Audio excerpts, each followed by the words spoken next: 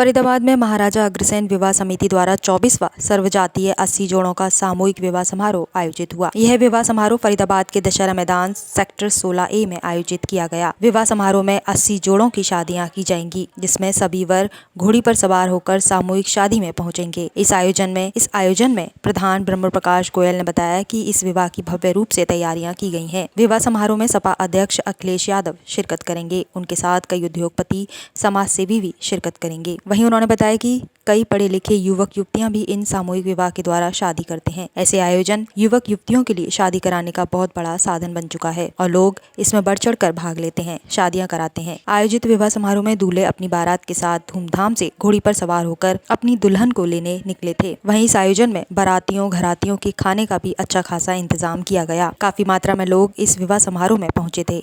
आयोजित समारोह में प्रधान ब्रह्म प्रकाश गोयल, कौशल बाटला, मनोहर लाल सिंघल, भुवनेश्वर अग्रवाल आदि पदाधिकारी मौजूद रहे। 80 जोड़ों की शादियां हैं।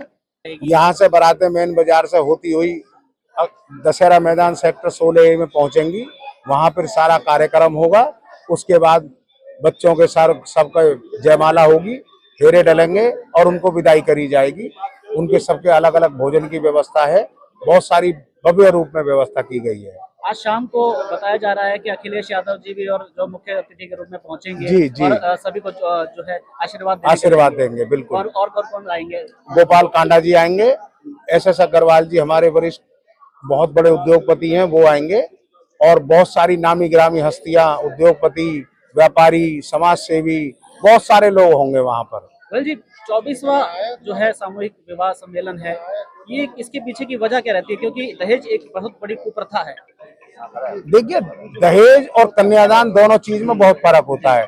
दहेज वो होता है जो वसूला जाए और कन्यादान वो होता है जो लड़की का पिता माँ बाप अपनी स्वेच्छा से दें।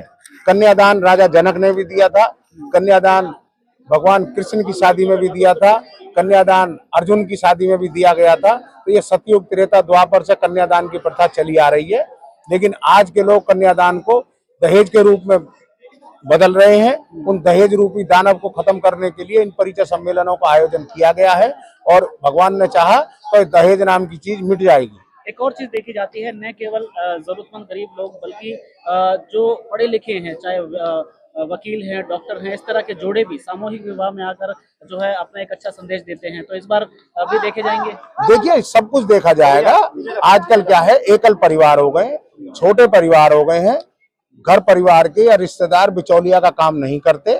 आजकल गांवों से कस्बों की तरफ, कस्बों से शहरों की तरफ, शहरों से महानगरों की तरफ लोग भाग रहे हैं। पढ़ाई लिखाई की वजह से, व्यापार की वजह से, बड़ी बड़ी नौकरियों की वजह से जो लोग भाग रहे हैं, उन सबको बिचौलिए नहीं मिलते। रिश्ते होना बहुत मुश्किल है।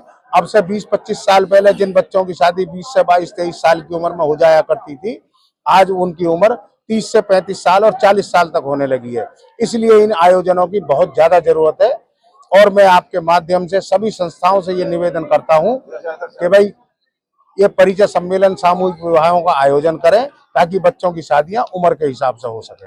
मदद है प्रशासन, शासन, पुलिस, लेडीज पुलिस, पूरी हमारे पास सपोर्ट है। करीब 100 के आसपास हमारे पास पुलिस है, जिसमें जेंट्स सिविल ड्रेस में यहाँ तक के हमारे पास CRPF के 10-20 जवान हैं जो हमें अपनी सिविल वर्दी में सहयोग कर रहे हैं और पूरा प्रशासन का सहयोग है हमारा। और हमने भी बड़े तरीके से काम किया। सबसे प्रशासन, शासन, CP, SP, DC सबसे परमिशन लेके तरीके से काम कर रहे हैं हम भी। कोई दिक्कत नहीं है।